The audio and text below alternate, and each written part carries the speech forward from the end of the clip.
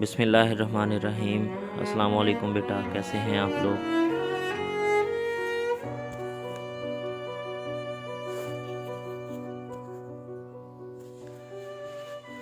बेटा आज का हमारा टॉपिक है chemical properties of cyclo alkanes. Last time बेटा हमने फिज़िकल प्रॉपर्टीज़ पढ़ी थी साइक्लो अल्केन्स की, और उसके साथ हमने जो है वो स्ट्रक्चर डिस्कस की थी इनकी। आज हम पढ़ेंगे केमिकल प्रॉपर्टीज़। केमिकल प्रॉपर्टीज़ जो हैं बेटा साइक्लो अल्केन की, इनमें हम उनके रिएक्शंस को डिस्कस करेंगे। तो बेटा आपने एक बात याद रखनी है कि साइक्लो अल्केन साइक्लिक अल्केन होते हैं, यानी कि हैं ये अल्केन ही लेकिन साइक्लिक स्ट्रक्चर रखते हैं। तो वो कहते हैं कि इनकी केमिकल बिहेवियर जो है ये भी अल्केन की तरह का ही है जो नॉर्मल अल्केन का होता है। नॉर्मल अल्केन जो थे हमने कहा था कि वो इनर्ट होते हैं, उनको हम पैराफिन्स कहते हैं, और वो सिर्फ और सिर्फ सब्स्टिट्यूशन रिएक्शन कर सकते हैं क्योंकि वो सैचुरेटेड हाइड्रोकार्बन होते हैं। इसी तरह साइक्लो अल्केन भी सैचुरेटेड जो है सैचुरेटेड हाइड्रोकार्बन होंगे और ये भी सब्स्टिट्यूशन रिएक्शन ही करेंगे। तो पहला पॉइंट आपने याद रखना है कि आम अल्केन की तरह जो साइक्लो अल्केन है बेटा ये भी सब्स्टिट्यूशन रिएक्शन ही करते हैं।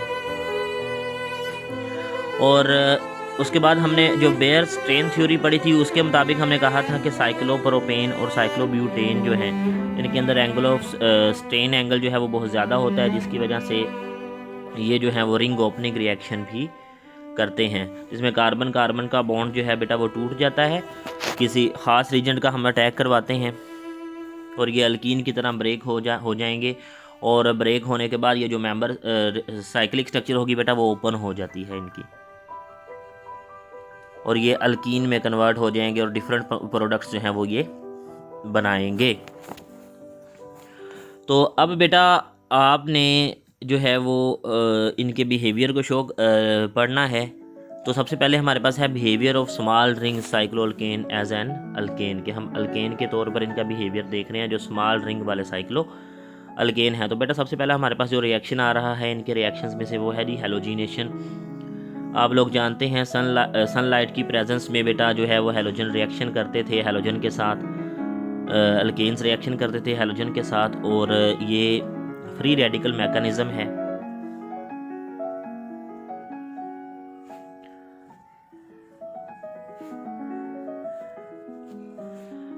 फ्री रेडिकल मैकेनिज्म है ये बेटा।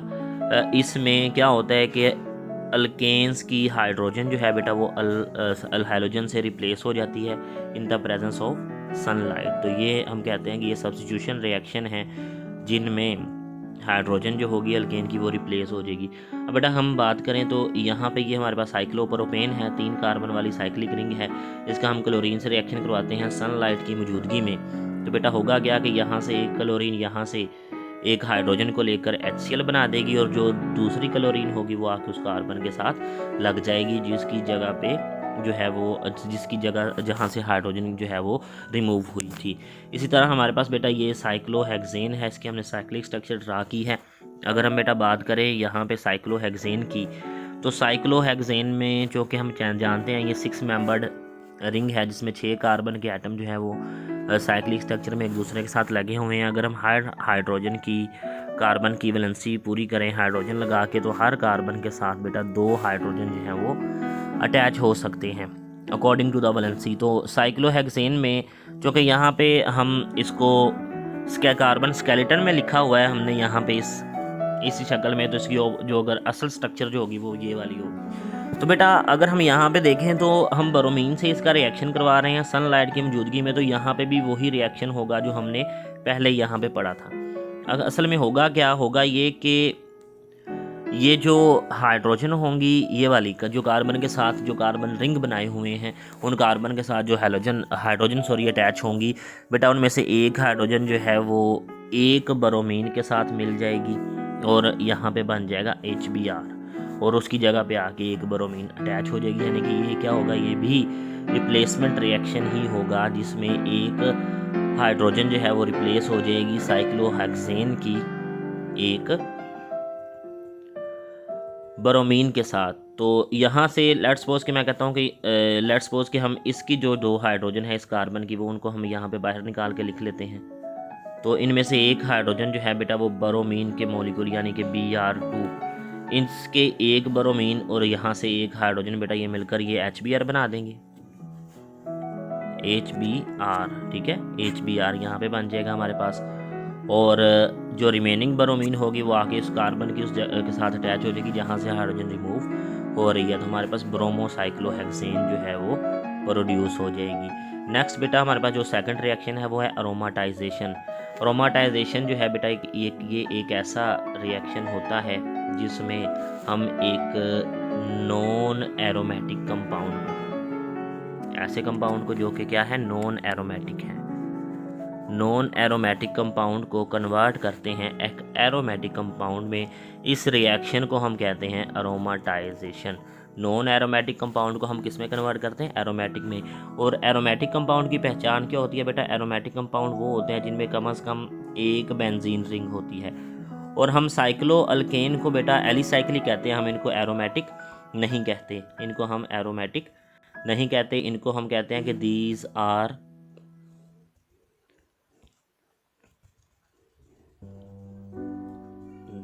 आर एलिसाइक्लिक कंपाउंड, तो इनको हम एरोमेटिक नहीं कहते। अब हमारे पास बेटा ये साइक्लोहेक्सेन है। साइक्लोहेक्सेन का हम रिएक्शन करवाएंगे प्लाटिनम या प्लाडियम की मौजूदगी में 500 डिग्री सेल्सियस पे हम इसको हीट करेंगे। जैसे ही बेटा हम इसको हीट करेंगे तो इसमें से 6 हाइड्रोजन, यानी कि हम बेंजीन में कन्वर्ट करेंगे। बेंजीन होती है C6H6, यानी कि 6 कार्बन है तो उनके साथ 6 ही हाइड्रोजन लगे होते हैं बेंजीन में। लेकिन साइक्लोहेक्सेन जो होती है बेटा इसमें इसका फार्मूला होता है C6H12। हर कार्बन से 2 हाइड्रोजन लगे होते हैं। अभी मैंने साइक्लोहेक्सेन की इस रिएक्शन के लिए आपको स्ट्रक्चर ड्रा करके भी दिखाई थी।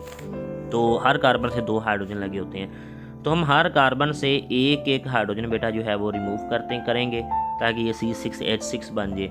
तो जैसे ही हम हाइड्रोजन रिमूव करेंगे तो हमारे पास 6 हाइड्रोजन रिमूव होंगे जिनको हम 3 मॉलिक्यूल H2 की फॉर्म में रिलीज़ कर देंगे। और पीछे जो है वो कार्बन के जो बॉन्ड खाली हो रहे हैं बेटा वो आपस में डबल बॉन्ड बना लेंगे, और डबल बॉन्ड बनाने से 3 डबल बॉन्ड बन जाएंगे। इस कार्बन का हाइड्रोजन रिमूव हुआ, इस कार्बन का हुआ, इस कार्बन का और इस कार्बन का रिमूव हुआ, तो ये कार्बन आपस में डबल बॉन्ड बना लेंगे। तो हमारे पास क्या आ जाएगी, बेंजीन आ जाएगी। ये क्या है, ये बेंजीन है।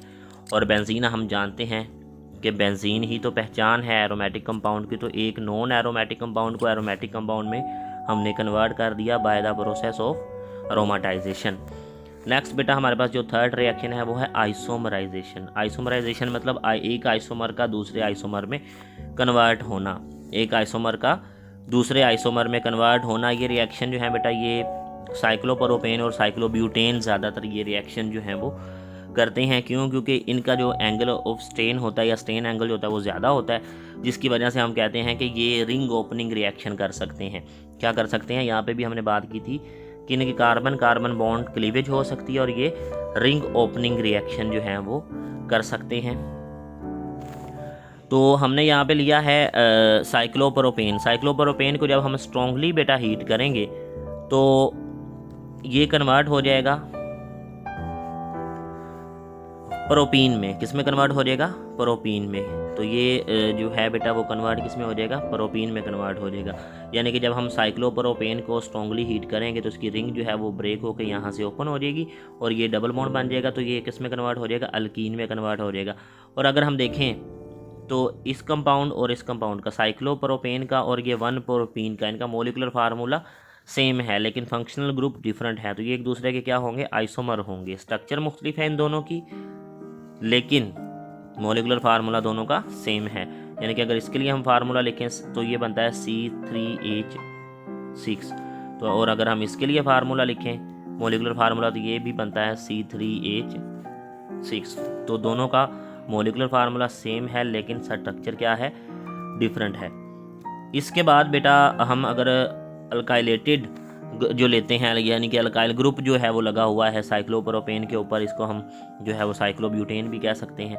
अब इसको अगर हम हीट करते हैं तो ये 2-ब्यूटीन में कन्वर्ट हो जाएगी। किस में कन्वर्ट हो जाएगी, 2-ब्यूटीन में, जो ओपन चेन स्ट्रक्चर है। क्या है, ओपन चेन स्ट्रक्चर है। तो ये बेटा हमारे पास जो है ना वो रिएक्शन था आइसोमराइजेशन। नेक्स्ट हमारे पास बेटा जो रिएक्शन है वो है कंबस्शन रिएक्शन। कंबस्शन हम लोग जानते हैं, कंबस्शन क्या होती है, that is the burning of a substance in the presence of oxygen. Burning of a substance in the presence of oxygen. ठीक है, ऑक्सीजन की मौजूदगी में किसी सब्सटेंस का बर्न करना या जलना, ऑक्सीजन की मौजूदगी में किसी सब्सटेंस का बर्न करना या जलना। तो ऑक्सीजन की मौजूदगी में किसी सब्सटेंस का बर्न करना, जलना। और आप लोग जानते हैं बेटा, जब भी कोई कंपाउंड जो है वो ऑक्सीजन की मौजूदगी में बर्न करता है तो उस कंपाउंड में मौजूद तमाम एलिमेंट्स अपने अपने ऑक्साइड में कन्वर्ट हो जाते हैं। उस कंपाउंड में मौजूद तमाम एलिमेंट्स अपने अपने ऑक्साइड में कन्वर्ट हो जाते हैं। तो हमारे पास बेटा कोई भी कंपाउंड हो तो उसमें मौजूद एलिमेंट, अगर अब हम बात कर रहे हैं जी साइक्लो अल्केन की, साइक्लो अल्केन हैं तो वो अल्केन ही लेकिन साइक्लिक स्ट्रक्चर में है। तो साइक्लो अल्केन की बात करें तो बेटा साइक्लो अल्केन में दो ही एलिमेंट हमें नज़र आते हैं, एक आता है हमें कार्बन नज़र और एक हाइड्रोजन नज़र आता है। तो कार्बन की जब बर्निंग करेंगे तो ये कन्वर्ट हो जाएगा CO2 में, और हाइड्रोजन की जब हम कंबस्टन करवाएंगे तो ये कन्वर्ट हो जाएगा अपने ऑक्साइड में यानी वाटर में। तो ये दो हमारे पास सोल प्रोडक्ट होंगी हाइड्रोकार्बन के लिए जो प्रोड्यूस होती हैं। तो हमारे पास ये बेटा एक इक्वेशन है जिसमें हमने साइक्लोप्रोपेन ली है। साइक्लोप्रोपेन मतलब एक रिंग के अंदर 3 कार्बन है, तो हमने 2 रिंग्स ले ली, तो उनके अंदर कितने कार्बन एटम होंगे? 6 कार्बन एटम होंगे। तो 6 के 6 कार्बन एटम जो है ना वो 6 के 6 कार्बन एटम अपने ऑक्साइड में कन्वर्ट होकर क्या बना देंगे जी? CO2 बना देंगे। वो क्या बना देंगे? CO2 बना देंगे। और हम जानते हैं कि इसका फार्मूला क्या है? C3H6 है, यानी साइक्लोप्रोपेन का फार्मूला क्या है? C3H6 है। तो एक रिंग के अंदर 6 कार्बन हाइड्रोजन एटम है, तो 2 रिंग्स में कितने होंगे? 2 रिंग्स में बेटा हमारे पास होंगे जी 12 कार्बन। तो 12 कार्बन जो हैं वो बेटा 6 वाटर मॉलिक्यूल बना के ऑक्सीडाइज होके 6 वाटर मॉलिक्यूल बना देंगे, और साथ में बेटा जो है वो ये हीट रिलीज़ करेंगे, क्योंकि ये कंबस्टन है। कंबस्टन जो होती है वो हम जानते हैं वो एक्सोथर्मिक प्रोसेस है, और इसमें क्या होता है? हीट रिलीज़ होती है। तो बेटा ये जो है ना वो 4 रिएक्शन जो हैं वो आपने मद्देनज़र रखने हैं, इनको आपने प्रिपेयर करना है। नेक्स्ट जो है बेटा वो हम नेक्स्ट लेक्चर में जो है वो डिस्कस करेंगे सल्फोनेशन, नेक्स्ट इसके जो रिएक्शन होंगे। तब तक के लिए बेटा मैं इजाज़त चाहूँगा। अल्लाह हाफिज़, थैंक यू वेरी मच।